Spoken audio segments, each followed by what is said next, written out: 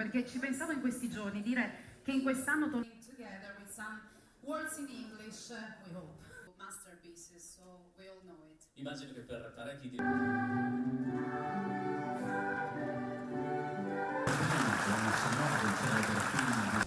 Presidente, questo titolo è l'occasione per rendere visibilità a questa terra e al Friuli Venezia Giulia, ma è anche l'occasione per fare pianificazione per il futuro. Sì, lo ha spiegato bene il sindaco, ci sono alcune iniziative che sono legate a Tolmezzo Città Alpina e che dureranno negli anni, penso al restauro del Palazzo Linusio come anche alla sistemazione dei sentieri che da e per Tolmezzo arrivano appunto in questa nostra città alpina. Dall'altra parte sarà anche l'occasione per iniziare a creare quei legami già forti ma che dobbiamo davvero rafforzare con gli altri sindaci, con l'intera Carnia, perché questa è l'occasione per far conoscere Tolmezzo e tutte le nostre montagne ed è anche l'occasione per dare quella giusta visibilità dei progetti che guardino lontano e che non si fermino soltanto all'oggi.